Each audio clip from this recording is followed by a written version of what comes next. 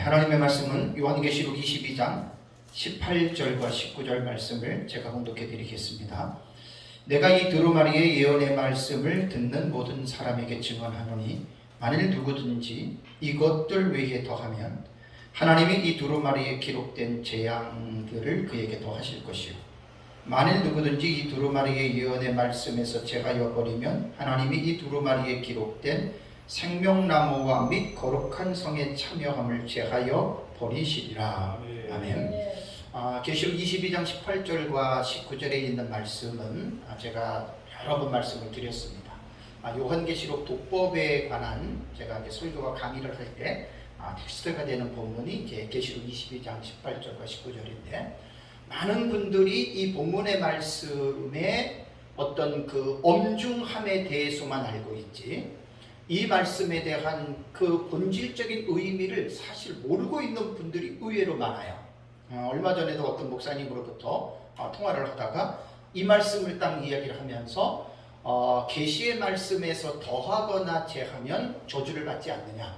그러니까 요한계시록은 더더욱 두렵고 떨림으로 조심해서 해석을 해야 된다. 그거는 저도 이제 인정을 하거든요. 자, 그렇다면 전천년, 무천년, 후천년 세대주의가 2000년 기독교 역사를 통해서 종말론의 신학의 흐름이 크게 네 가지로 갈라졌잖아요. 그죠? 요 네 가지는 간단하게 두 개입니다. 전천년과 무천년입니다. 그러니까 전천년에서 세대주의가 분화가 되고 무천년에서 후천년이 분화가 됐기 때문에 엄밀하게 말하면 큰 두 줄기가 역사적 전천년과 무천년인데 달라도 다 너무 달라가지고 대화를 할 수 없을 정도로 다릅니다. 그렇다면 그분 얘기가 그거죠. 나는 이렇게 보고 이것이 옳다고 보는데 나와 다른 저 사람은 틀리지 않느냐. 그러니까 틀리기 때문에 그 사람은 여기 계시록 22장 18절 19절의 말씀처럼 저주를 받고 지옥을 가지 않느냐. 이렇게 저한테 말을 하는 거예요. 그래서 제가 그 말을 듣고 내가 누차히 수차례 여러분들에게 말씀을 드렸잖아요. 계시의 본질을 더하거나 제하면 문제가 있습니다. 계시의 본질을. 그러나 이 계시를 해석하는 입장에서 다른 부분들은 우리가 그것을 가지고 나와 다르다고 어떤 그 부분에 대해서 그 사람이 마치 지옥 가고 잘못된 사람인 것처럼 상대방을 우리가 공격하면은 그거는 이 본문을 잘못 읽은 거예요. 그래서 이 부분에 대해서는 목사님들이 성경을 우리가 제대로 깨닫지 못하면 무지함이 오히려 그것이 칼이 되고 무기가 돼요. 이거 정말 위험한 서로가 다 피차가 여러분 이거 조심해야 됩니다. 그리고 또 대부분 목회자들이 내 것만 옳다. 나만 옳게 깨달았다.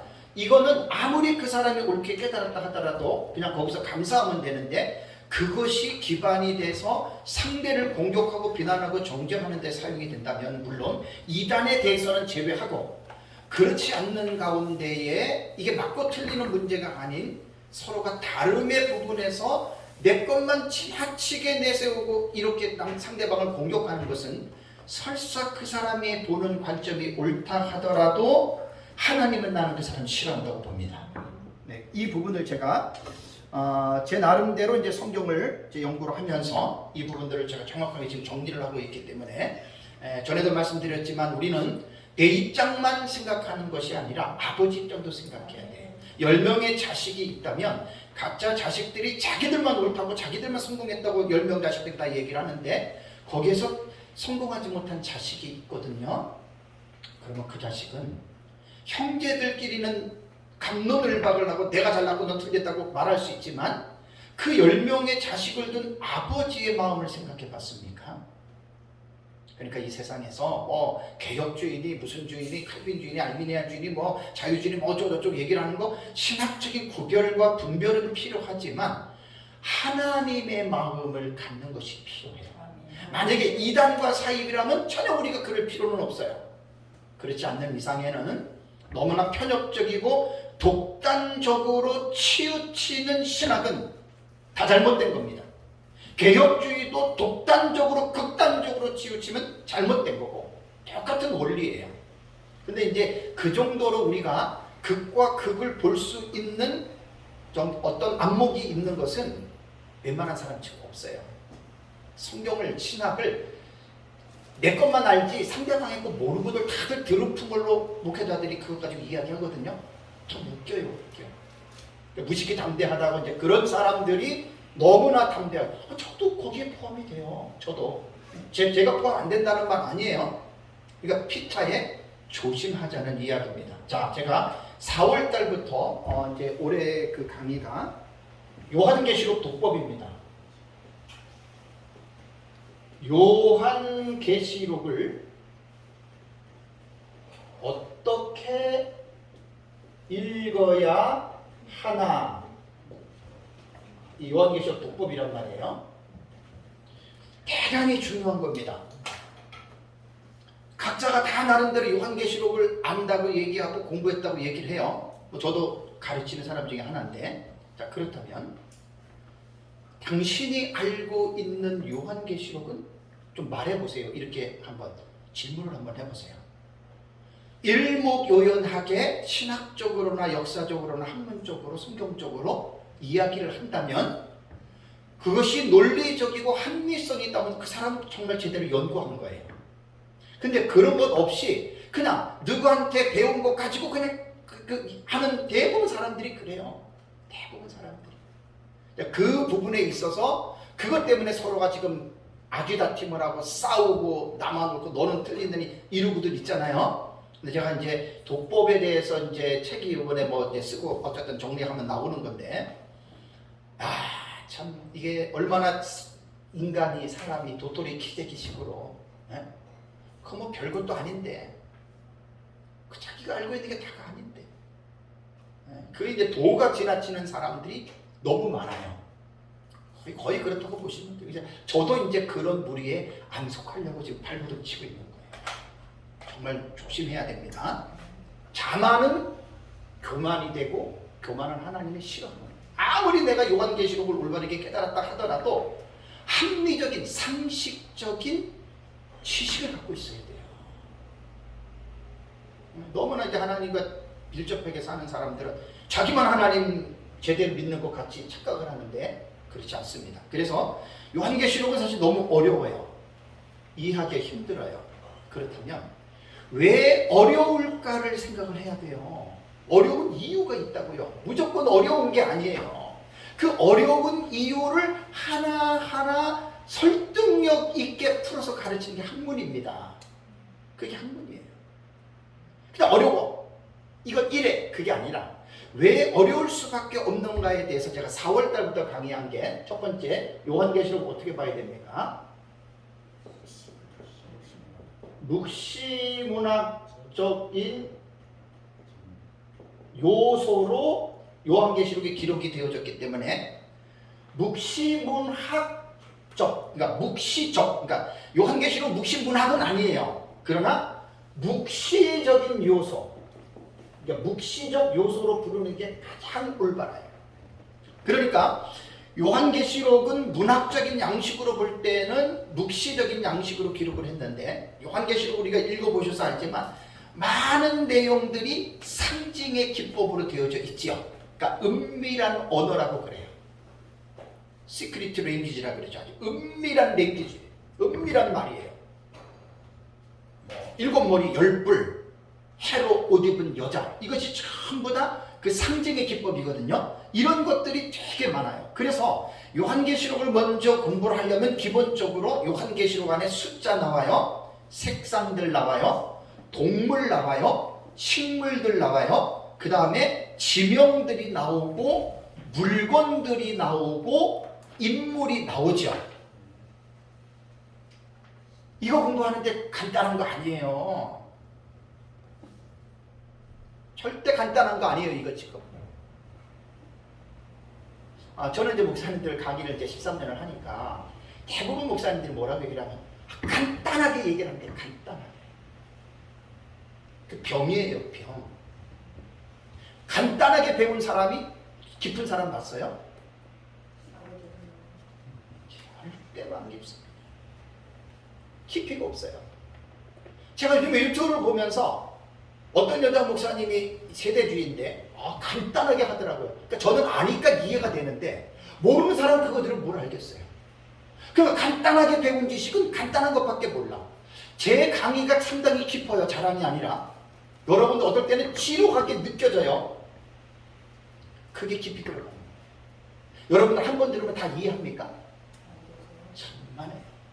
그러니까 사람들이 그 간단하다는 말에 왜 미혹이 되냐면, 간단하게 딱 30분에 저도 이거 다 끝낼 수 있잖아요. 그럼 30분 배운 지식 이거 깊이 알아요? 몰라요. 제가 민 목사님한테 배운 거 지금까지 9년 10년째입니다. 계속 저는 공부해요. 계속. 그러니까 제가 하는 강의는 지난달에 했더라도 깊어요. 그죠? 왜? 계속 공부를 하니까. 그러니까 이게 맨날 녹음기 틀어놓고 도대체 간단하게 배운 사람들은 그 얘기는 딱 1년 2년만 들으면 미천 다 떨어집니다. 그 사람 그걸로 끝납니다. 저는 한 20년 가까이 성경을 연구하는 게 제 나름대로 체질이 돼 있어요. 지금 체질이. 오해는 하지 마세요. 오늘 아침에도 아침에 일어나서 원고 다시 조금 뒤에 정리하는데 머리가 또 아파요. 멍해요. 이게 재작년에 그 증상이거든요. 제가 그때 몸 앓고 나서 여러분들께 말씀드렸잖아요. 제가 이제 연구하고 강의하는 거는 내 목숨이 수명이 단축되는 거예요. 전 알아요. 저 그냥 하는 거 아니에요, 이거. 제가 여러분들한테 돈 받고 강의하는 거 아니죠. 내 수명이 단축되는 일을 나는 하고 있는 거예요. 오해하지 마세요. 저는 오래 살려면 쉬면 돼요. 스트레스 안 받고 쉬면 돼요. 근데 어젯밤에도 이제 마지막 교환 정리를 하는데, 이게 나는 머리를 많이 써봤기 때문에 이게 이 과부하가 걸리는 말이죠. 근데 오늘 강의해야 되잖아요. 마지막 부분 아침에 딱 하는데 이게 증상이 또 확 그 과부하가 올라와요. 쉬는 것밖에 없어요. 하나님이 제 마음을 아세요. 내가 이거 뭐 나는 유명한 사람도 아닌데 연구하다가 일찍 죽어도 나는 그게 사명이에요. 난 그게 사명이에요. 내가 운동해서 뭐 건강하는 거 오래 살려고 하는 것은 목적이 딱 하나예요. 나 이거 하려고 오래 살려는 거고 이거 하려고 건강하려고 하는 거지 다른 목적 없어요. 그러니까 제가 연구하고 강의하는 거는 정말 저는 그냥 섣불리 섭섭이 하는 게 아니에요. 그냥 그런 마음을 지금 갖고 그래 내가 이 강의하고 예를 들어서 며칠이 내가 죽는 것이 앞다는 게 저도 나는 할 거예요. 왜? 이게 내가 해야 할 일이니까. 하나님만 아세요. 머리가 또 아침에 막 그러고 어제도 그렇고 이거는 뭐 제가 여러분들에게 뭐 무슨 동정을 구하려고 하는 말이 아닙니다. 하나님 앞에서 제 솔직히 정직하고 진실한 마음입니다. 두증인이 되는 사람들은 정직과 진실하지 않는 사람은 절대로 두증인 안 돼요. 계시록 가르치는 거 웃기지 말라 그러세요. 나는 그걸 성경에서 발견을 했어요. 사람은 만나면 하나님은 중심을 봐요. 정직하고 진실하고 겸손한 사람. 찾기 힘들어도 그런 사람 만나려고 하지 마세요. 여러분들이 그런 사람 되면 돼요. 아멘. 두증인이 바로 그런 사람이에요. 정말 어려워요. 자꾸만 이렇게 강의할 때 이런 얘기하면은 옆으로 새는데, 근데 여러분 옆으로 새는 말이 여러분 잘 들어보세요. 이게 지금 쓸데없는 말인가요? 아닙니다. 어떻게 보면 강의보다도 더 중요한 영적인 그러한 교훈이 있어요. 아멘. 지금 제가 요거 얘기하고 된 거 나중에 제 강의 설교 한번 다시 강의 들어보세요. 얼마나 중요한지. 이러한 영적인 기본 자세를 갖추지 않고 목사가 되고 강의를 하는 사람들이 많이 있을 수 있어요. 헛된 일이 될 수 있습니다. 나는 그게 가장 지금도 두려운 거예요. 그래서 묵시적인 요소는 하루 이틀 성경 배워서 되는 게 아니에요. 저도 지금 책 쓰려면 다시 몇 권의 책을 또 봐야 되는데 이제는 그렇게 읽어낼 만한 이 에너지가 딸려요. 참 정말. 그래서 이 묵시적인 이 요한계시록 자체는 이런 상징적인 언어는 은밀한 언어예요. 공부하지 않고 몰라요. 그러니까 자기가 공부 안 하고 남에게 들은 풍어를 가지고 얘기를 하잖아요. 그걸로 끝나는 거예요. 그 사람은. 깊이는 없어요. 그런 사람들. 몇 번 들으면 딱 들을 게 없어요. 그 사람. 여기에 이제 이것을 이해를 해야 되고, 그래서 구약 성경에 묵시적인 언어로 기록된 책이 있습니까? 없습니까? 있습니다. 다니엘서도 있고 스가랴서도 있고 요엘서도 있고, 그러니까 그러한 책들을 연결해서 공부를 해야 돼요. 전에도 말씀드렸지만 요한계시록만 가지고 이해할 수 있습니까? 노입니다. 에덴 동산부터 천지창조부터 요한계시록을 성경을 연구하지 않으면 계시록에 대한 이 부분들에 대해서 깊이를 알 수가 없어요. 그래서 제가 깊이 있는 지식을 이야기하는 것은 간단하게 하면 저도 간단하게 끝내요. 그 간단함에 그 거짓말에 속아 넘어가지 마세요. 아멘. 깊이 있게 공부를 해요. 아멘. 두 번째는 제가 해석학적인 구조를 알아야 돼요. 이거는 어떻게 보면 우리가 신학교 공부할 때 가장 기본적인 요소들이거든요. 그러니까 이건 지금 요한계시록을 연구할 때 제가 지금 말씀드린 해석학적인 구조에서 제가 크게 말하면 세 가지를 말씀을 드렸습니다. 자, 계시록에 텍스트가 나와요. 문장이 나와요. 문장을 무엇으로 볼 것이냐를 먼저 결정해야 돼요. 어떤 본문이든 간에 문자로 읽을 것이냐 아니면 상징으로 읽을 것이냐를 모든 문맥을 적용해야 돼요.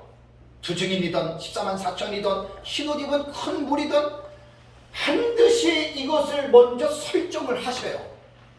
대부분 보면 이러한 기본적인 지식 없이 무조건 이거는 뭐고 이거는 뭐고 다들 지금 이러고 있잖아요. 저도 그렇게 배웠어요. 나중에 보니까 진짜나 가짜나 말하는 게 정말 내가 이제 넷째 시간 오후에 강의를 한번 들어보세요. 비스무리해. 이단이나 시한부 종말론자니나 우리가 비스무리하게 얘기를 해요. 너무나 제가 충격을 받았어요. 이거를 아주 구체적으로 세부적으로 파헤치지 않으면 우리가 배우는 이 종말론은 여러분들 깊이 없으면 오해하지 마세요. 별 볼 일 없어요. 잘들 들으셔야 돼요. 다음에 두 번째, 성경에 보면 사건이 나와요. 저는 제 독자적으로 1장부터 22장까지의 사건을 저는 61가지로 제가 이걸 정리한 거예요. 증감이 있을 수 있어요. 보는 사람마다 61가지의 사건으로 나타나는 거예요. 사건으로 나타났어요. 그럼 이 사건을 어떻게 읽어야 되냐? 그러니까 이런 기본적인 지식 없는 사람은 지 마음대로 하는 거예요. 자, 보세요. 사건에서 첫 번째는 과거주의 해석법이 있죠. 요한계시록에 기록된 것은 과거에 다 이루어졌어. 1세기 혹은 4세기까지 서로만 멸망까지. 두 번째는 뭐죠? 역사주의 해석법이 있어요. 예수님 재림 때까지. 세 번째는 미래주의가 있어요. 미래주의는 예수님 재림 직전 우리가 보는 한일의 해석이고, 네 번째는 이상주의, 상징주의라고 그래요. 그거 사건 아니야. 상징이야. 그냥 요것만 말씀을 드릴게요. 자, 그 다음에 다섯 번째는 뭐냐? 종합주의입니다. 종합주의를 절충주의라고도 해요. 이거 하나가 다가 아니야. 어떤 기준을 세우지 마. 다 좋은 점 하나하나 빼서 내가 종합시켜. 요거 장단점 다 말씀을 드렸어요. 요런 것들을 잘 아시고 하셔야 돼요. 그냥 탁탁탁 이렇게만 말하면 안 돼. 이런 것들이 깊은 지식이 있으면 어떤 책을 보더라도 딱 이해가 돼요. 이 사람은 왜 이렇게 말하는지 이해가 되니까요. 저 사람은 왜 저렇게 말하는지 이해가 돼요. 그러니까 이러한 지식이 없이는 그냥 내 것만 알아. 다음에 세 번째를 제가 뭘로 했죠? 지난 말에 했던 거. 단락의 구조를 말씀을 드렸는데 이게 제일 어려운 거예요. 이거까지 들어가서 연구하는 사람들은 학자들 외에는 일반적인 목사들, 요한계시록 가르치는 사람들도 웬만하지 않고는 이거 잘 몰라요. 그걸 이제 조금 더 정리해서 내가 앞으로 책으로 좀 써내는 거예요. 여기까지만 알았다고 그러면 요한계시록을 다 하느냐? 어떤 요한계시록 책에 보면은 과거주의, 역사주의, 미래주의, 이상주의 이렇게만 말하는 사람들이 있어요. 대부분 책들을 봐보세요. 그런데 이거는 한 단면만 본 거예요. 이것들을 얘기들을 별로 안 하더라고요. 단락의 구조.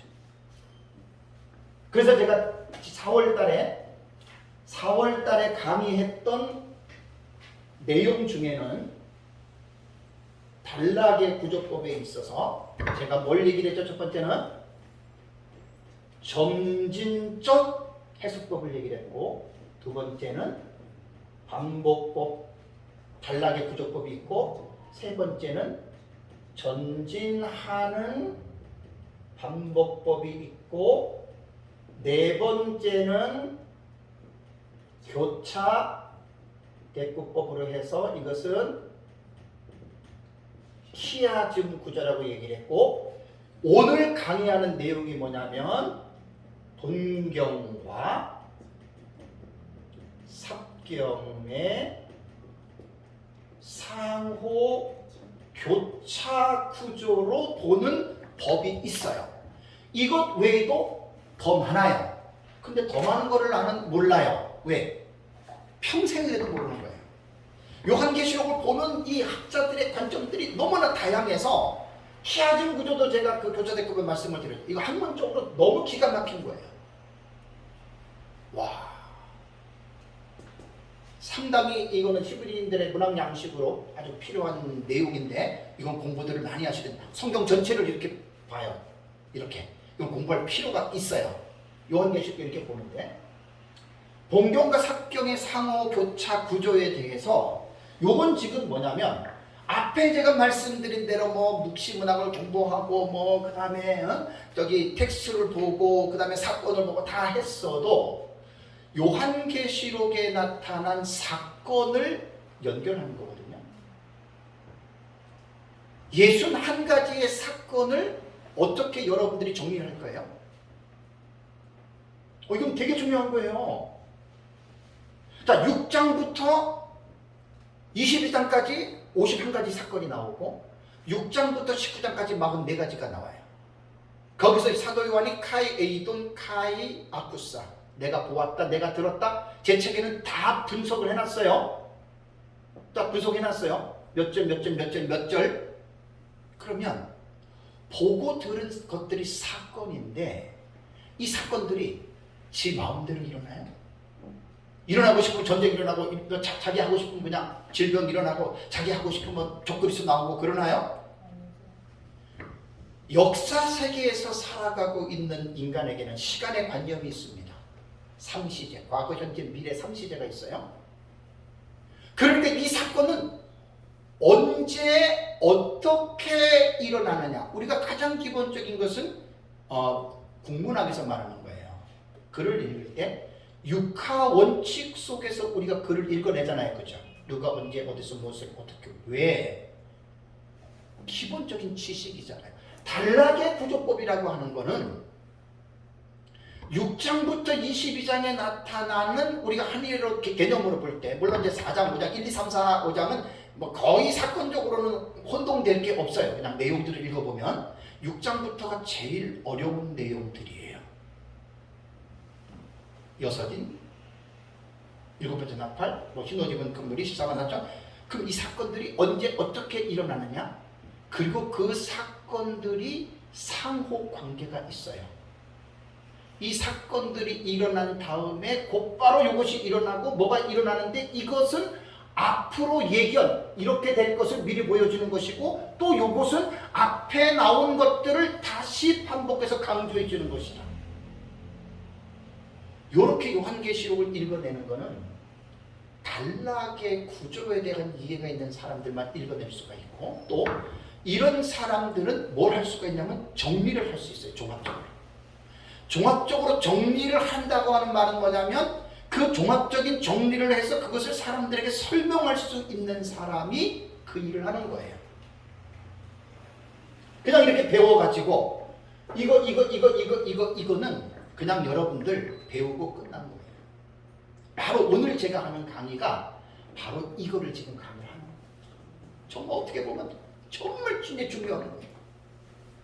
이거는 무조건 이거 공부 못해요. 앞에서 말한 그거 요한계시록 독법에 깊이 공부하고 나서 나름대로 본 다음에 사건을 이제 다 다음에 말하면 이제 주경신학적 입장에서 1장부터 22장을 내가 뻔히 안 가운데에 요것을 말을 해야 되는데 지난주 정진적인 해석법이 뭐라 그랬어요? 세대주의자들이 쓰는 방법.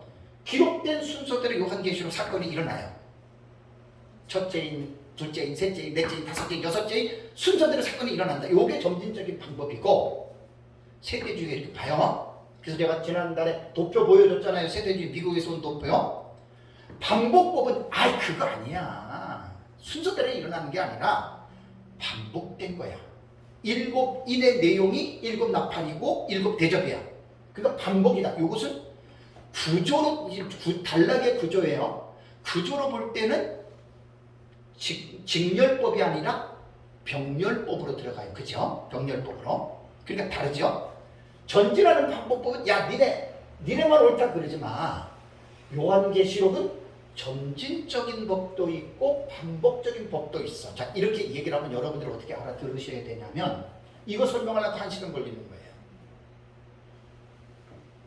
순서대로 반복이고 전진하는 반복법은 순서대로 어떤 거는 1, 2, 3으로 순서대로 일어나는 것도 있지만 4, 5, 6은 순서가 아니고 다시 1, 2, 3으로 가. 예를 들면 이런 식이라는 말이에요.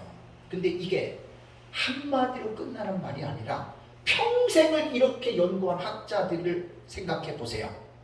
우리가 단시간에 읽고 여러분 이해할 수 있겠나? 대충 아웃라인만 여러분들이 알고 계시란 얘기예요. 나랑 다르다고 해서 무시하면 안 돼요. 키아진 구조는 말했잖아요.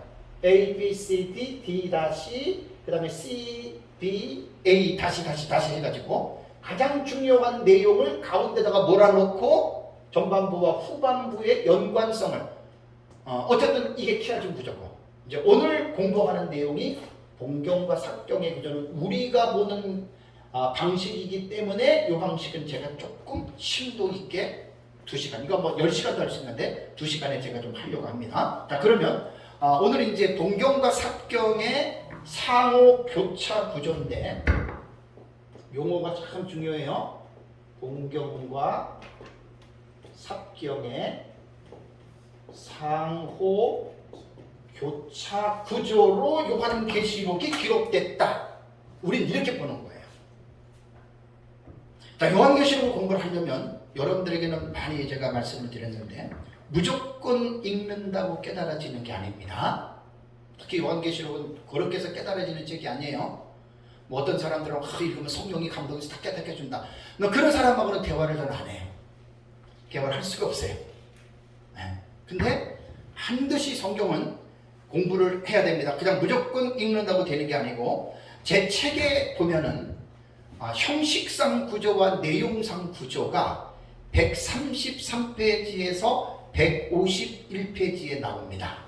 다들 들으셨고 제 책이 있으니까 그 책을 요약해서 제가 말할 수밖에 없는 게 왜? 이 관점이 되게 중요하기 때문에 그래요.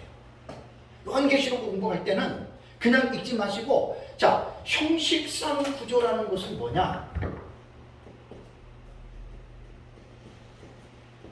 제가 다 강의 준비하면서 그냥 제 나름대로 만들어낸 용어예요.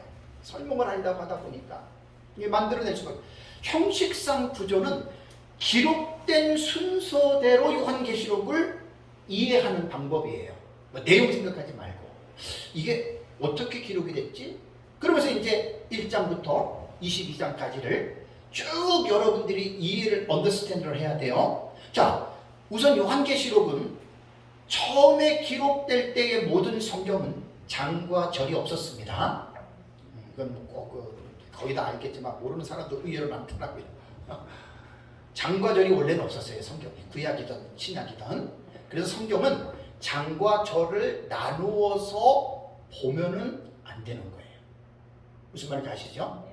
그냥 쭉 읽으면서 한 통으로 읽어가면서 그거를 인식을 해야 돼요. 근데 이거 쉬운 일은 아니잖아요. 그죠? 그러면 언제 장과 절이 있었느냐? 이것은 1228년에 영국교회의 캔터베리 주교였던 스테판 랑톤이 구분을 했습니다. 절에 대한 구분은 1448년 나탄에 의해서 기록이 됐고요. 신약 성경은 1551년 로버트 스테파누스에 의해서 나누어진 것으로 알려져 있습니다. 책에 보면 다 나옵니다. 그러면 요한계시록을 여러분들 다 아시죠? 장을 빼고 예수 그리스도의 계시라 플로로그 나오죠. 서론 나오죠. 그죠? 서론 나오고 그 다음에 예수 그리스도께서 저기 단모섬에서 사도 요한에 나타나시고 사도 요한이 환상을 보죠. 그죠? 예? 요거 말하면 쉽게 말하면 1장의 내용이에요. 7교회 편지 하나 요거예요. 그 장전을 빼버리고 그 다음에 이제 에서버두사빌라 7교회 편지 내용이 쫙 나와요. 장은 없는 거예요. 절도. 그 다음에 하늘의 성전의 모습이 나오죠. 거기에 성부 하나님이 보좌에 앉아 계시고 성자 예수님이 그 앞에 서 있고 성령이 7영으로 서 있고 주변에 내생물과 24장로들이 있죠. 그래서 하나님을 거룩하다 찬양하죠. 그리고 나서 보좌에 앉으신 이의 오른손을 보니까 7으로 봉인된 인이 있어요. 사도 요한이 이리로 올라오라고 해서 4절에 올라갔는데 교회에 올라간 건 아니에요. 그걸 보고 한 장로가 거기서 이야기를 하잖아요. 이 봉인된 인을 뗄 자가 없다. 사도 요한이 울었어요. 울지 마라. 다윗의 자손 이긴 자가 뗄 것이다. 그죠? 그게 이제 5장까지 내용이에요. 그 다음에 이제 연결되는 게 우리는 이제 이해하기 쉽게 6장 얘기를 하면 인이 떼지잖아요. 그죠? 6가지 인 딱 떼지고 그 다음에 14만 4천의 인침과 신어집은 큰 무리에 대한 환상이 나오고 그 다음에 7번째 봉인은 그 2가지 사건 뒤에 떼어져요. 그리고 곧바로 그 7번째 인의 내용이 나오는 게 아니라 공중에 금향로를 쏟는 사건이 나오죠.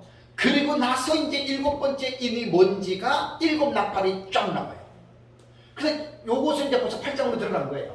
그래서 7 나팔이 첫 번째, 두 번째, 세 번째, 네 번째가 나팔이 불려지고 난 다음에 공중에 날아가는 독수리가 우아이 우아이 우아이 화화와 새 화를 선포를 하고 그 다음에 5번째 나팔과 6번째 나팔이 불려져요. 그건 9장이에요. 그러니까 장과 절은 왜 필요하냐? 어떤 부분을 이해할 때 그건 9장입니다 할 때 이해가 되는 차원에서는 우리가 서로가 이렇게 이해하기 좋게끔은 가능한데 요한계시록을 설명할 때 뭐 이것은 여기서 끝났으니까 이건 다음 장이니까 이렇게 말하는 것은 그것은 정말 코미디입니다. 그렇게 말하면 안 되는 거예요. 그러고 나서 이제 공중에서 내려온 신생천사가 두루마리를 펴고 그 다음에 지구와 바다를 밟고 땅과 바다를 밟고 서 있는 모습이 나오잖아요. 사도 요한에게 받아 먹으라 그러잖아요. 사도 요한이 받아 먹어요. 그러고 나서 이제 그러고 나서 이제 두 증인이 나오잖아요. 그 10장에서 11장으로 지금 넘어간 거예요. 그죠? 두 증인이 1260을 사역하고 죽고 부활하고 승천하죠. 그때 이제 성이 무너지고 나오면서 둘째 화가 끝났다라고 하는 말씀 나온 다음에 7번째 나팔이 그때 딱 불립니다. 그러고 나서 7번째 나팔 내용이 불리고 이것이 7번째 나팔인가 봤더니 나팔의 내용은 안 나와요. 그럼 거기서 캐션 마크를 가지고 왜 7번째 나팔에 불렸는데 왜 7번째 나팔의 내용이 없지? 그럼 다음에 나올려나 하고 다음 사건을 봤더니 헤로드 입은 여자가 나오는 거예요. 그죠? 그 다음에 광야로 도망간 게 아니라 피신한 거예요. 사라진 거예요. 1260일 동안 양육을 받아요. 그러고 나서 봤더니 공중에서 영적인 전쟁이 일어나요. 그 다음에 다시 보면은 한때 두때 반때 독수리 날개를 업어서 그 여자가 들어간 것을 다시 재론해서 설명해주고 난 다음에 이제 용이 뒤에서 여자를 뭐 이렇게 하다가 여자의 남은 자손들과 싸우려고 하잖아요. 그죠? 그래서 7번째 대접의 나팔에 대한 내용은 안 나오고 그게 나와요. 그리고 그 다음에 나올래나 하고 봤더니 바다에서 올라오는 짐승, 땅에서 올라오는 짐승이 나와요. 이게 13장이에요. 그럼 어디 나와 하고 또 7번째 나팔 봤더니 그 다음에 나오는 내용은 그게 아니라 14만 4천이 시온산에 서 있죠. 여기 14장이에요. 그러고 나서 봤더니 공중에 날아가는 새 천사가 3번의 메시지를 전해요. 그러고 나서 예리한 나슬 같은 자가 곡식을 추수하고 그 다음에 포도송이를 짓밟는 게 나오죠. 그게 14장이 끝나는 거예요. 그러고 나서 이제 봤더니 7번째 나팔에 관한 내용이 나오는데 15장 1절 한번 얘기하고 내용은 없어. 그리고 갑자기 엉뚱한 계시, 불이 섞인 유리 바닷가의 환상이 쫙 나오죠. 그러고 나서 이제 그 뒤에 7번째 나팔은 결국 7 재앙을 가진 대접을 가진 자들이다라고 나오고 나서 그 다음에 15장 끝난 거예요. 그 다음에 이제 뭐가 나와요? 7 대접이 1, 2, 3, 4, 5, 6, 7 7 대접이 쫙 쏟아지는 게 16장이에요. 아, 그럼 이제 7번째 대접은 세상은 망했잖아요. 그러면서 쫙 봤더니 뭐가 나와요? 음녀가 나와요. 음녀. 그게 17장이에요. 그러고 나서 음녀에 대한 계시가 나오고 난 다음에 큰 성 바벨론이 멸망을 하죠. 그게 18장이에요. 그러고 나서 이제 큰 성 바벨론이 멸망하고 뭐 끝났나 싶었는데 거기서 이제 그 어린 양의 혼인 잔치가 벌어진 게 아니고 어린 양의 혼인 잔치에 대한 예고가 나옵니다. 예고. 그러고 나서 백마 탄 예수 그리스도가 재림하면서 내려오셔서 아마겟돈 심판하잖아요. 그죠? 그게 19장 끝난 거예요. 그 다음에 나오는 내용이 뭐냐면 천년이라고 하는 킬리아 에테가 나와요.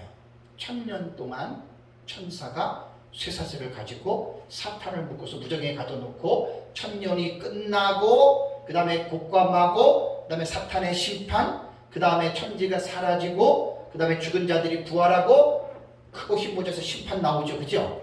그러고 나서 새하늘과 새 땅이 나오고 그 다음에 에필로그 결론으로 끝나는 거예요.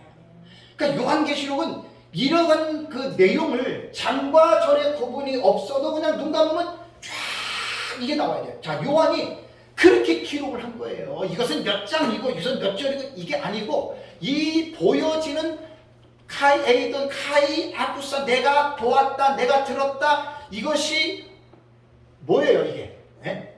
오버랩 기법이잖아요. 그래서 오버랩핑이에요. ing는 진행형이에요. 네? 그러니까 그 가운데 그 계시를 기록한 거예요. 거기다가 이제 장을 딱 붙여놓으면 제가 아까 말씀드린 요건 13장입니다. 요건 15장입니다. 서로가 커뮤니케이션을 하기에 의사소통하기 편리하게 해서 우리가 장과 절을 구분하는 거예요. 이걸 가지고 무슨 사건을 딱 싹둑 자르는데 사용하는 사람은 그 사람 진짜 웃긴 사람입니다. 근데 간혹 그런 사람들이 꽤 있어요. 신학자들도. 목회자들도 정말로 연구하는 분들이 이건 몇 장에서 끝났으니까 이 사건은 완전히 이제 종결된 거다 이렇게 하는 참 그게 코미디라는 얘기예요. 그렇지 않습니다. 그러고 나서 장으로 보는 요한계시록 전부를 제가 지금 말씀드리는 거는 최소한 요한계시록 공부할 때는 이 정도의 기본적인 지식을 가지고 공부하시라 그 말입니다. 이런 공부 안 하고 무조건 누가 뭐라고 했으니까 카더라 이러지 마시고 예? 여러분 저한테 강의 듣고 가만히 있으면 잊어버려요. 자기 것으로 만들어야 돼요. 그래야지 여러분들 것이 되는 거예요. 가장 쉬운 거는 제가 했던 방식이에요. 나는 배우면 성도들에게 설교했어요. 지금까지 그렇게 했어요. 그러니까 그게 다 내 것이 된 거예요. 그리고 이제 에스라 목사님들 가르칠 때 13년 동안 난 이렇게 했어요. 그리고 나는 가르친다라고 하는 개념은 배우는 사람이 잘 가르치는 거예요. 잘 배우지 않는 사람은 절대 못 가르칩니다. 이거 확실하게 100% 말입니다. 잘 배우는 사람이 잘 가르쳐요. 적당히 배우는 사람들은 절대로 못 가르칩니다. 거기에 자기 있게 들어가요. 그러니까 끊임없이 공부하는 거예요. 끊임없이. 제가 우리 교회에서도 늘 말씀드리는 것 중에 하나. 겸손은 뭔 줄 아세요, 여러분? 겸손? 기억하세요? 겸손은 모든 것을 보존합니다. 보존. 겸손한 사람은 받은 은혜가 반드시 떠나가질 않아요. 반대로. 교만한 사람은 싹 날아가요. 목숨도 날아가고 재물도 날아가고 교회도 날아가고 가정도 날아가고. 오, 명심하세요. 이거 두려운 말이에요. 일찍 죽으려면 교만해보세요. 일찍 죽습니다. 겸손은 모든 것을 보존해. 사람을 딱 사귀어보면 겸손한 사람과 교만한 사람의 특징들이 나와요. 겸손한 사람은 항상 자기를 낮춰요. 결국 그런 사람을 하나님이 쓰십니다. 교만한 사람 올라갔다가 어떻게 되죠? 여러분 보세요. 한국 교회. 그죠? 그냥 막 날아가잖아요. 그죠? 몇천 명, 몇만 명? 그냥 날아가잖아요. 교만하니까 그런 거예요. 내가 죽을 때까지 싸우는 이겁니다. 나는 우리 자식들에게 늘 내가 쓴 책은 아니지만 앤드류 모레이의 겸손은 가훈으로 물려주는 거예요. 가훈으로. 모든 것을 보존하는 사람입니다. 끝까지 이 사람은 안 날아갑니다. 참 제가 목회를 32년 하고 많은 목사님들 봤어요. 저도 초창기에는 그랬지만 안타까운 부분들이 너무나 많아요. 내가 손댈 수 있는 분야가 아니에요. 어쩔 수 없어요. 대부분 다 보면 이제 교만한 사람들은 날아가고 나서 넘어지고 나서 그때 깨닫는 거예요. 근데 그것도 다행이에요. 깨달았으니까. 왜냐하면 회개할 수 있는 기회가 있잖아요. 그래서 정직하고 진실한 사람이 최고입니다. 내 주변에 정말로 정직하고 진실한 사람이 있다면 여러분 그걸 복으로 생각하세요. 정말 그게 여러분 생명이 돼야 됩니다. 이건 이제 나중에 두중인들의 대해서 다 나와요. 그래서 형식상 구조에 대해서는 장과 조를 빼고 이런들이 사건을 쭉 이해하고요. 그다음에 이제 이런 것들은 시간이 계시록 각 장에 담겨 있는 내용은 제 책을 다 했으니까 거기에 보시면 되고요. 자, 그러면 계시록 6장 이후 요한계시록은 가장 중요한 게 뭐냐면 6장부터 해석이 중요합니다. 특히 6장에서 19장까지를 어떻게 보느냐에 따라서 종말론의 신학이 쫙 갈라져요. 그래서 6장 이후부터 요한계시록을 어떻게 보느냐가 중요한데 성경을 학문적으로 지식적으로 배우지 않는 사람들은 이런 말을 이해를 못하는데 마구잡이라 그러잖아요. 이것저것 앞뒤를 따지지 않고 무조건 배우는 사람들이 있죠. 그 위험합니다. 그런 사람들은 체계적으로 가르칠 수가 없어요. 제가 요한계시록 이번 달에 2, 3주 정도의 2단과 4인들 끝나고 내가 머리가 너무 아팠어요. 근데도 들어야 할 이유가 있었어요. 네 번째 시간 내가 강의할 거. 너무너무 지금 충격적입니다. 와, 너무너무 충격적이에요. 마구잡이로 다 배운 건 마구잡이. 그러니까 벌써 종말론에 대해서 이게 미래주의, 세상에 세대주의자가 나는 전천년이라고 그냥 성도들 앞에서 이야기를 하고 내가 강의를 들어봤더니 이제 세대주의도 잘 모르고 자기도 막 왔다 갔다 하더라고 설교. 근데 누구라고는 얘기를 안 해요. 내가 몇 개 봤거든요. 근데 지금 그런 상황이에요. 지금 분명히 세대주의인데 왜 자기 전천년? 그러면 뭘 말하는 거죠? 세대주의와 전천년의 구분이 애매모호한 거예요. 그게 지금까지 내려온 거예요. 그래서 제가 9년 전부터 여기서 에스라 강의할 때 뭐라고 말씀드렸어요?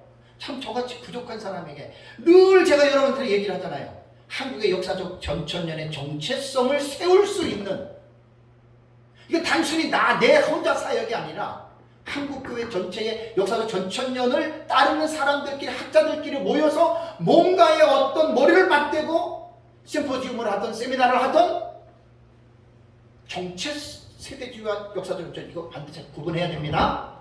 이게 지금 구분이 안 돼서 말도 못하게 혼란스러워요.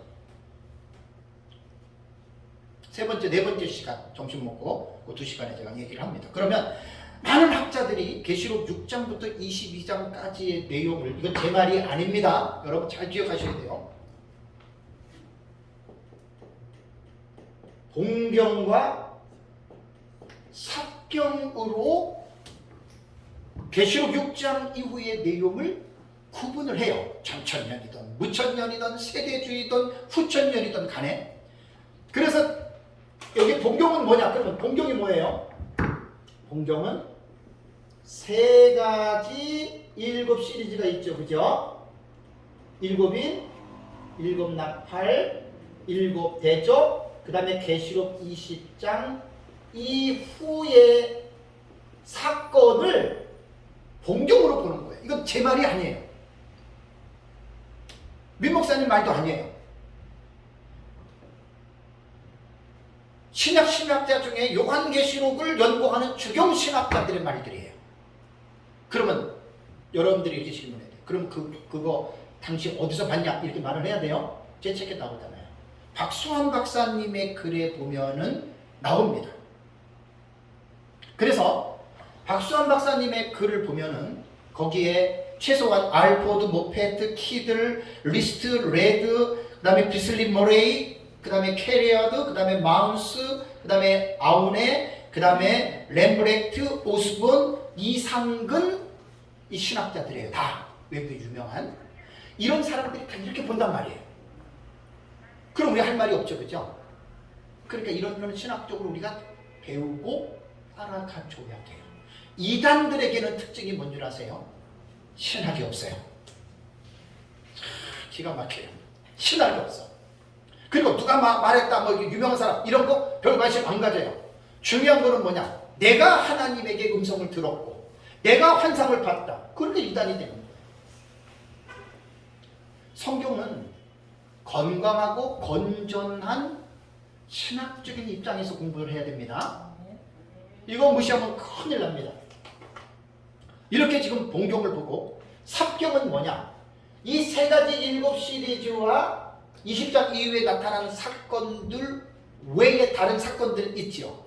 그래서 아까 제가 이제 6인 나오고, 그 다음에 14만 4천, 그 다음에 뭐, 그 다음에 이제 흰옷 입은 큰 물이 막 얘기하고, 뭐, 그 금양류에 뭘 쏟고, 그 다음에 뭐, 두 증인 이런 얘기들은 다 본경이 아니에요. 그죠?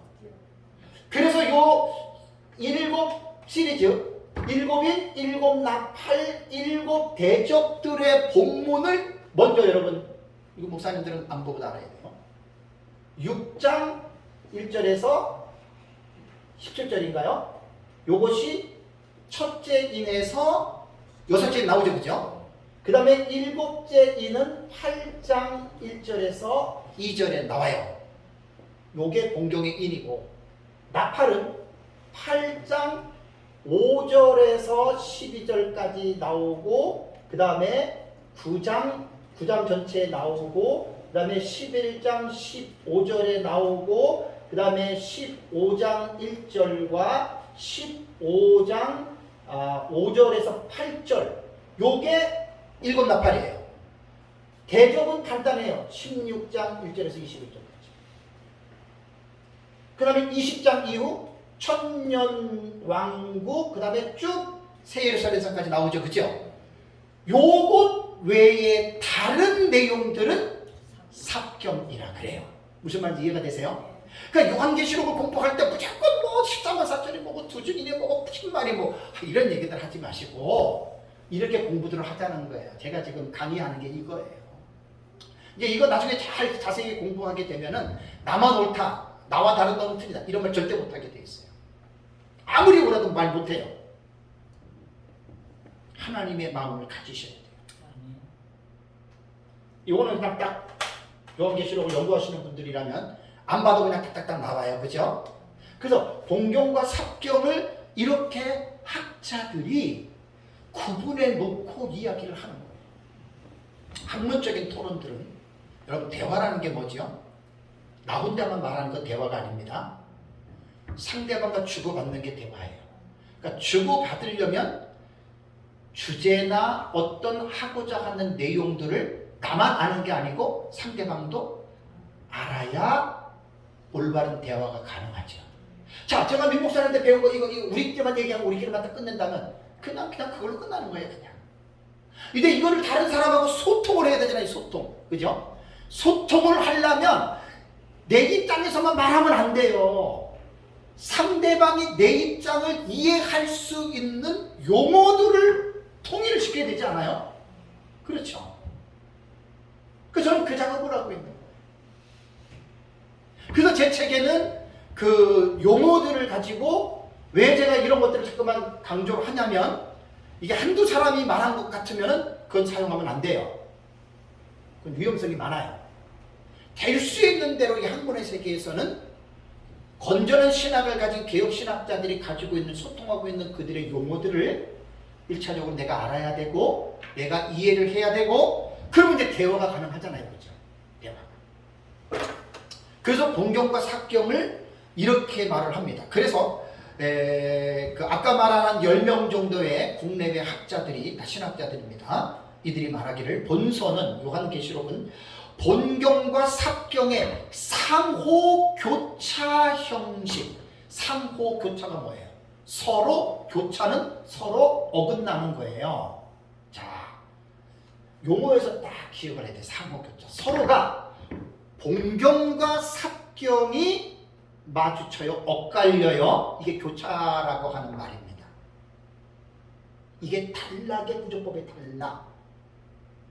그러니까 이러한 기본적인 개념이나 기본적인 지식 없이 우리는 배운 대로만 그냥 그렇게 말하잖아요. 깊이가 없죠. 그러니까 자기 배운 대로 이건 이거다 이건 이거다 이렇게만 말하고 끝나는 거예요. 근데 거기서 조금 지식이 있고 호기심이 많은 사람은 질문할 거 아니에요. 왜 자꾸만 이렇게 둘째 일이 이렇게 됐는데 셋째 일이 여기 안 나오면 셋째 일이 여기 나와요? 질문하는 사람 뭐라고 하면 안 돼요. 대답을 해야 될 거 아니에요. 설명을 해줘야 될 거 아니에요. 그래서 저는 기본적인 용어를 지금 통일하는 거예요. 우리가 보는 것도 이거예요. 이걸로 보는 거예요. 그럼 이걸로 보는 사람이라고 다 똑같으냐? 천만에요. 많이 달라요. 거기가. 그래서 이제 대체적으로 어느 정도 봐야 됩니다. 그래서 박수환 박사님의 책에 제가 인용한 것을 보면 거기 보면 내 책에도 나오는데 요한계시록 15장 2절과 4절 불이 섞인 유리 바닷가가 빠져 있어요. 제 책에는 그거를 제가 이렇게 집어넣습니다. 그래서 시간상 내가 좀 다 하면 안 되겠네요. 그냥 넘어갈게요. 그냥 넘어가고 책을 여러분들이 잘 보시면 됩니다. 그리고 제 책에 보면은 143페이지에 보면은 도표 나오죠, 그죠? 동경과 삽경 해가지고 계시록 6장 1절에서 17절 그 다음에 내려오면은 7장 1절에서 쭉 나오고 그 다음에 또 쭉 올라가면은 8장 1절에서 2절 나오고 그 다음에 내려가서 8장 3절에서 5절 나오고 그 다음에 8장 6절에서 12절 나오고 밑으로 내려가면 8장 13절 이렇게 나오죠. 이 말은 뭐냐면 6장부터 20장까지를 순서적으로 펼쳐서 요것은 제1본경 순서로 제1, 제2본경, 제3본경, 삽경은 제1삽경, 제2삽경, 제3삽경 아주 한눈에 볼 수 있도록 제 책에는 일목요연하게 정리를 다 해놨습니다. 그러니까 저는 자랑이 아니라 제가 요한계시록 연구에서 가르치는 것은요 그냥 카더라로 배워서 하는 거 아니에요. 제 나름대로 계속 연구를 하면서 분명히 독자들에게 합리적이고 이해할 수 있는 설득력이 되도록 펼쳐놓은 거예요. 신학적인 입장이나 성경적인 입장이나. 그러니 여러분 이렇게 하면 시간이 많이 걸려요? 적게 걸려요? 많이 걸리죠. 근데 사람들은 뭘 원해요? 빨리빨리. 그러니까 빨리빨리는 절대 깊이 못 들어요. 목사님 책에 다 기록돼 있어요? 책에 다 있죠. 이제 143페이지 나옵니다. 제가 하는 강의 요한계시록인데 거의 다 책에 다 있는 거예요. 그러니까 제가 책을 하나님 앞에 감사하게도 책상에 앉아가지고 쓴 책이 아니고 우리 교회에서 2번 설교하고 에스라에서 강의했던 필드에서 했던 내용들이 책에 들어가 있어요. 그러니까 제가 다 기억하는 거예요. 책에 다 나와요. 그래서 이거를 22장까지 동경과 삽경의 이거는 뭐냐면 지금 형식상 구조예요. 내용상 구조 아니에요. 여러분 이걸 저기 잊어버리시면 안 돼요. 형식상 구조에서 이렇게 다음 시간이 내용상 구조예요. 형식상 구조에서 뭐 무슨 내용 생각하지 말고 요 흐름을 여러분들이 꼭 기억을 해야 된다라고 하는 말입니다. 그래서 박수환 박사님의 책에 보면 보시는 박수환 박사님은 장신대의 신학학자입니다. 요한계시록 주석을 썼고 상당히 유명한 분입니다. 전천년입니다. 그분 책이 처음에 계시록 주석을 쓴 게 한 20년 정도 되는데 그때 주석하고 최근에 한 7, 8년 전에 쓴 주석 제가 갖고 있어요. 완전히 업그레이드 된 거는 그러니까 어쩔 수가 없어요. 저도 지금 쓴다면 지금 제가 쓴 것보다 더 깊이 써요. 그건 어쩔 수가 없는 거예요. 네, 내가 2개를 딱 보니까. 근데 참 기가 막힌 말이 있어요. 이분들 다 학자들은요. 우리 생각에는 뭐 내 머리에서 나왔다고 생각하는데 대부분 보면은 전에도 말씀드렸지만 다 하나님이 2000년 교회 역사를 통해서 신학자들을 통해서 하나님이 거의 다 밝혀놨어요. 내가 그걸 안 봐서 그렇지. 어떨 때 저도 성경 공부하다 보면 나만 깨달은 것 같다고 대단해. 그건 착각이에요. 그 사탄한테 쏘아 넘어가. 그럼 그만해져요. 안 그래요. 거기에 보면 봉경과 삽경에 대해서 박수환 박사님이 이런 말씀을 했습니다. 요한계시록은 봉경과 봉경 사이의 삽경 혹은 삽경군을 두어, 군이라고 하는 말은 하나의 사건이 아니라 복수의 사건들에 들어갈 때 무리 군자잖아요. 그죠? 그래서 이제 그 요한계시록 10장과 11장과 12장과 14장은 완전히 그거는 그 삽경군인데 제일 큰 군이에요. 나중에 제가 시간이 되면 그런 거 다 분석해가지고 내가 착착착착 시간이 없어서 그래 제가. 나중에 그런 것도 전부 그러니까 제가 책 한 권 썼다고 끝난 게 아니라 그 책을 가지고도 쓸 게 앞으로도 무궁무진해요. 왜? 한 부분을 들어가서 연구를 하면 말도 못해요. 그래서 박수환 박사님 여기 보면 삽경군을 두어서 뭐라고 얘기를 하냐면 이미 나온 어떤 계시를 설명하거나 앞으로 나올 어떤 계시를 예견시켜 준다. 이건 아무나 말할 수 있는 내용이 아니죠, 그죠? 그러니까 요한계시록을 머릿속에 훤히 담고 있고 계시를 다 받아 먹고 이 계시 안에서 그냥 눈만 딱 감아도 사는 사람들은 이런 말을 할 자격이 있어요. 그러니까 삽경은 봉경의 전후의 위치예요, 그죠? 짧은 것도 있고 긴 것도 있어요, 그죠? 근데 그것이 왜 그러면 하나님 뭐 간단하게 그냥 일곱인, 일곱 나팔, 일곱 대접 하나님 이렇게 쓰면 얼마나 우리가 편할 거예요. 근데 왜 이 사이다 자꾸만 이렇게 집어넣어가지고 우리를 헷갈리게 합니까? 이런 사람은 없겠지만 있을 수 있어요. 바보 같은 사람들. 뭐 이렇게 하나님 합니까? 우리가 지금 해야 될 내용은 내가 다음 시간에도 얘기를 하겠지만 이 비밀을 찾아내야 돼요. 이게 마지막 요한계시록을 정리하는 게 이건데 제가 60% 70%까지는 제 나름대로 해놨는데 이건 내가 왜 이런 말씀을 드리냐면 부천년이건 세대주의건 후천년이건 전천년주의 세계적인 석학들의 책을 보다 보니까 이 사람들은 그냥 이거고 이렇게 말한 학자들은 그렇게 말 안 해요. 학자들은 그렇게 말하면 학자가 아니에요. 이거고 이거의 상관관계. 그래서 이 말이 나오는 거예요. 봉경 사이에 삽경이 들어갔어요. 또 봉경 나도 삽경이 들어갔어요. 그냥 집어넣은 게 아니라 이 삽경은 이미 나온 어떤 계시를 설명해 주는 역할도 하고 어떤 삽경은 앞으로 일어날 사건에 대한 예견적인 역할을 한다. 이건 아무나 못해요. 그죠? 세대주의자들 주석도 학자들은 우리가 볼 때 동의할 수 없는 것도 이렇게 논리를 전개해 나가더라고요. 그래서 제가 한 6, 7년 전에 깨닫고 너무나 부러웠어요. 이거 우리 이렇게 놓고 뭐 중간에 그런 얘기를 합니까? 안 하고 그냥 딱딱 포지션만 딱딱 얘기하잖아요. 그죠? 이게 깊이가 없는 거예요. 이거지만은 내가 설명을 못하는 거야. 그러면 이제 우리는 이렇게 생각하면 돼. 우리는 이렇게 배워서 이거야. 근데 다른 사람들에게 이거를 가르쳐 주려고 그러면 목사님, 상관님, 전도사님 이거예요. 아멘. 그러면 끝나요. 아무나 그냥 그게 이거예요. 아 그래요? 이것으로 끝날 것 같아요? 의문이 생기잖아요. 그래서 제가 그때부터 계시록 연구하면서 기도하면서 제가 준비해 나가는 거예요. 한 60에서 70%는 정리가 돼 있어요. 그래서 어느 누가 읽어도 이제 다음 시간에 들어보세요. 멋있게들 표현합니다. 조금 우리가 배운 지식, 우리가 알고 있는 지식들을 퀄리티를 좀 높여야 돼요. 고퀄리티로 높여야 돼요. 근데 성경을 연구하고 자꾸만 그러면 그들이 가능합니다. 그래서 우리가 보고 있는 이 봉경과 삽경의 상호 교차 구조는 결론적으로는 이겁니다. 네. 결론적으로 이거예요. 계시록 1장부터 22장까지가 이 도평원에 다 들어가 있어요. 근데 막 마구잡이로 들어간 거 아니잖아요, 그죠? 일목요연하게 연대기적으로 들어가 있어요. 연대기적으로.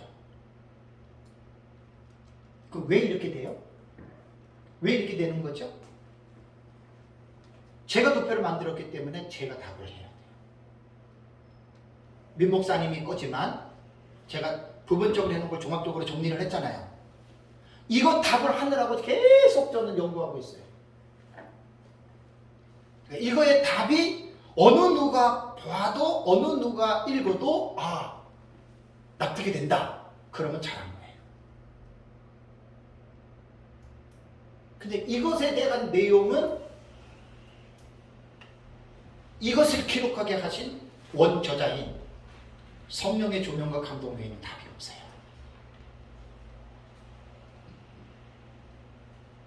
우리 목사님들의 사역이 기도 없이 사역이 되나요? 안 되죠? 제가 강의하는 거 기도 없이 강의한 거 아니에요. 근데 마지막은 결론이 그거예요. 이 상품을 완벽하게 이제는 어떤 그 티나 이런 것 없이 그걸 이제 연결해 나가야 되거든요. 그게 이제 제가 해야 할 마지막 몫이에요. 그것까지만 해놓으면 제가 이번에 이제 요한계시록 도법도 책 나오고 거기에 이제 요 내용 나옵니다. 우리가 지금 설교하는 내용들 요거 이제 딱 뭐 길게는 내가 쓸 수 없어요. 원래 나온 책이 있기 때문에 열심히 대로 간략하게 좀 써서 그 책 두 권만 있으면 제가 민 목사님한테 배웠던 그 개혁주의 전천년설이 역사적 전천년설의 안방으로 나는 딱 들여놓으려고 합니다. 제 계획은 옛날부터 그랬어요. 옛날부터. 그래서 이제 그것을 어떤 사람이 봐도 합리적으로, 신학적으로, 성경적으로 어떤 면으로 봐도 꿀리지 않을 정도로 그걸 지금 제가 해나가고 있는 거예요. 여러분들의 기도가 많이 필요합니다. 요한계시록 그냥 적당히 배워서 그러가 아니에요. 이제 다음 오후 시간에 이제 강의를 들어보시면 정말 기가 막힙니다. 그래서 잠깐 쉬겠습니다.